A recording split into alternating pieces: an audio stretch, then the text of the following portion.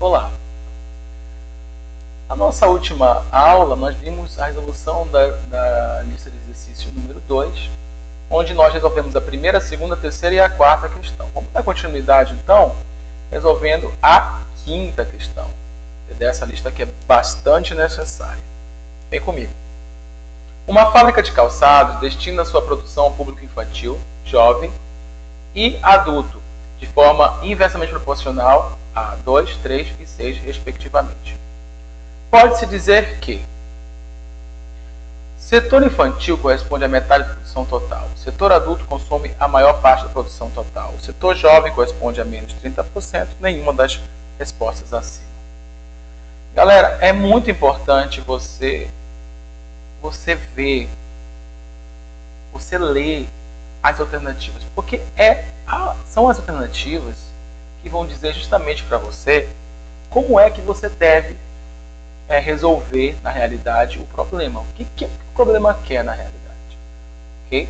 Então, nota que no problema não tem os valores absolutos. Okay? Só pede valores relativos. Então, por exemplo, ele não quer saber o quanto da produção dessa fábrica será destinado ao público infantil. Isso é exatamente. Okay? Temos nominais. Ele quer saber relativamente comparando um setor com o outro. Ok? Lembrando que é de forma inversamente proporcional a 2, 3 e 6. Então, nesse caso, ele nem sequer deu o total da produção, que não é necessário de fato. De fato, não é necessário. Então, para a quinta questão, olha só que interessante. Tu vai ter uma divisão inversamente proporcional, ok? Os setores são o setor infantil, o setor jovem e o setor adulto. E essa divisão inversamente proporcional, respectivamente, é 2, 3 e 6, ok? Se está falando que é inversamente proporcional, não tem como tu fugir dela. Isso mesmo. Quem? Fala aí para mim, eu estou te escutando, hein? Estou te escutando. A regra do tapa, cara. Tapou o número 2, que vai apresentar o 2. 3 vezes 6. 18. Vamos lá? Continuando. Tapou o número 3, que vai apresentar ele. 2 vezes 6. 2 vezes 6, 12.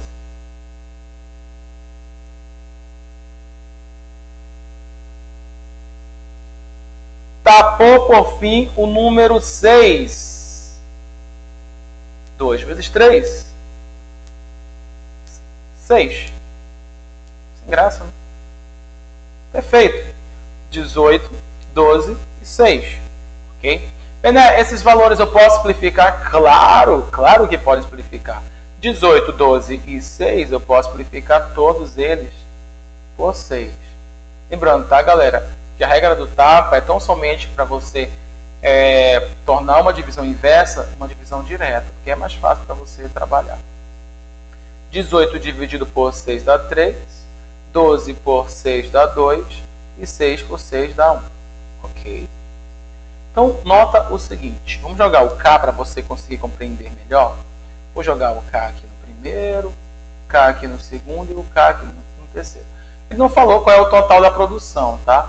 Mas se a gente somar essas partes, tu vai ter um total de quantas partes? Fala para mim. Quantas partes no total? Exatamente, 6 partes. Ok? Ou seja, se você dividir a produção toda em 6 partes, 3 dela vai ser destinada ao setor infantil, 2 dela vai ser destinada ao setor jovem e uma parte apenas vai ser destinada ao setor adulto. Consegue entender a ideia? Você está conseguindo entender a ideia prática de uma divisão proporcional? Uma divisão inversa? Entendeu? Gente, essas ideias que eu estou te passando são muito preciosas. Sério. Eu fui bastante criterioso. Essa lista aqui é uma das melhores que eu tenho, juntamente com a lista de porcentagem, enfim, outras listas que eu tenho. Por quê? Porque eu estou sendo bastante criterioso, porque essas ideias são que são mais pedidas em prova. Okay? Então, nota o seguinte. Na divisão proporcional, se eu dividir toda a produção em 6 partes, sendo que 3 partes para o infantil, 2 partes para o setor jovem e uma parte das 6 do setor adulto. Agora a gente vai aferir, a gente vai comparar. Ele diz, letra A, o setor infantil corresponde à metade da produção total. Vamos ver. O infantil é 3 partes, de 6 no total. Tá certo. De fato, o setor infantil corresponde à metade do total. Então aqui não tem erro, galera. Realmente seria a letra A. Vamos tentar analisar? Letra B. O setor adulto consome a maior parte da produção. De forma alguma, né? É a menor parte. Letra C. O setor jovem corresponde a menos de 30%. O setor jovem é 2 partes de 6. Olha só. 2 é quantos por cento de 6? Como é que tu vai fazer? Como é que a gente consegue analisar quanto que o número é o percentual do outro? Não é verdade? Então, o setor jovem corresponde a 2 partes de 6. Olha a razão aqui. 2 partes em 6. A gente pode até simplificar isso daqui por 2, dando uma parte em cada 3. Ok? Então, nota o seguinte, galera. Se você dividir 1 por 3, vai dar 0,333. Vai dar 0,333, vai ser, no caso, um número periódico. Transformando para porcentagem, a gente pega... O que a gente faz com o número para transformar para porcentagem? Basta a gente multiplicar por 100, né? Se a gente multiplicar aqui por 100, vai dar quanto? A gente vai andar 2 casas para a esquerda, né? 2, vai ficar 33,333, enfim. 33,3 periódico por cento. Então, ele está falando que o setor jovem corresponde a menos de 30%. Está errado. O setor jovem corresponde a mais de 30%. Por isso, ficaríamos com a letra A. Ok? A letra D estaria errada. Óbvio que a letra A está correta, então não tem como a letra D estar correta. Ok? Muito boa a questão, né? Espero que vocês tenham entendido. Vamos fazer a próxima? Vamos fazer aqui a 6ª questão.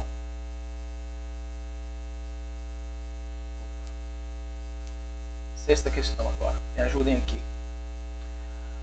Um dos conceitos mais utilizados pela geografia é o conceito de densidade demográfica.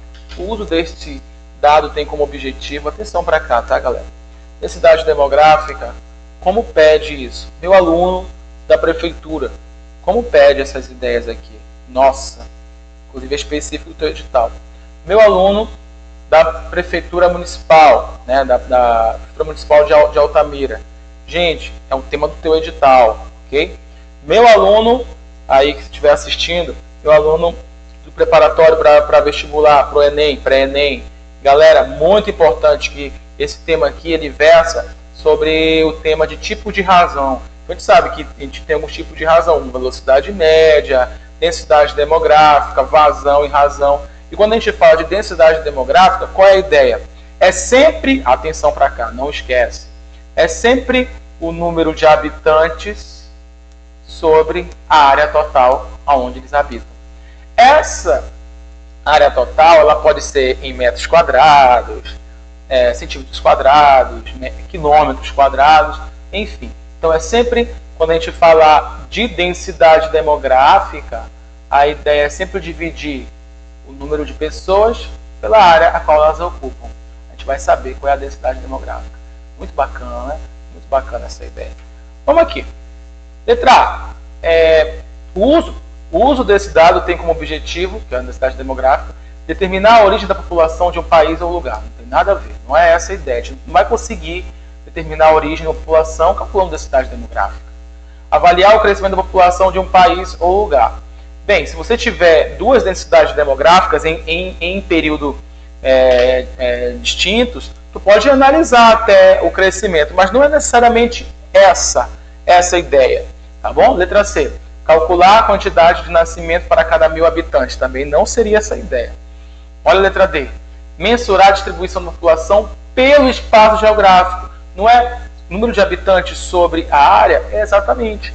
Mensurar, ou seja, contabilizar, né? Contar a distribuição do povo, das pessoas, pela área, pelo espaço geográfico. Então, realmente, seria a letra D, que seria a nossa alternativa correta.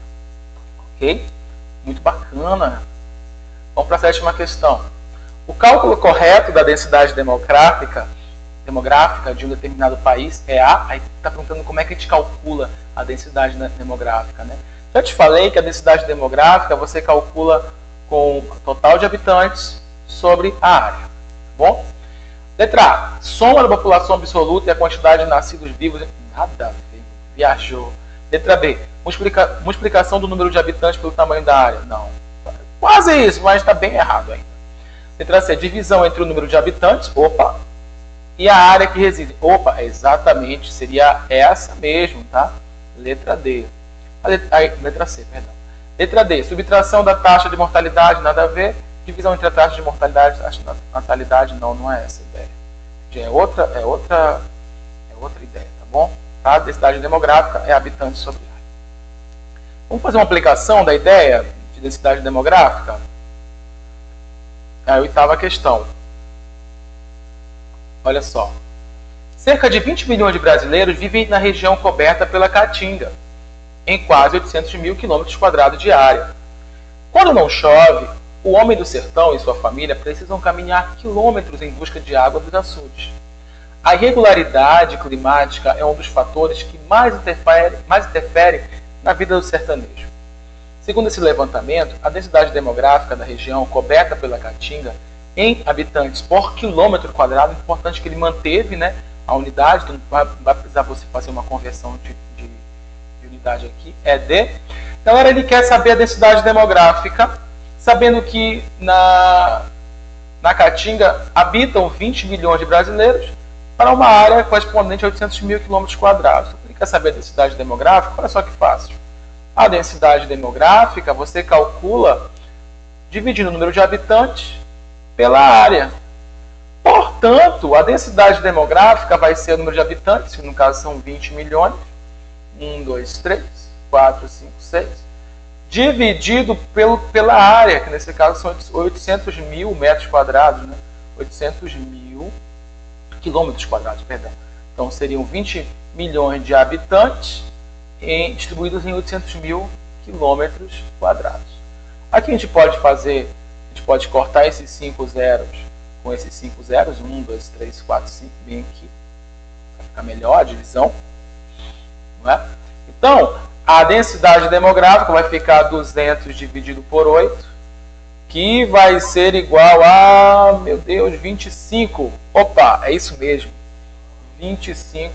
Então seria a letra B. Olha só que bacana. Letra B, 25, de fato. É assim que nós calcularíamos a densidade demográfica. Galera, muito obrigado. Até mais, se Deus quiser.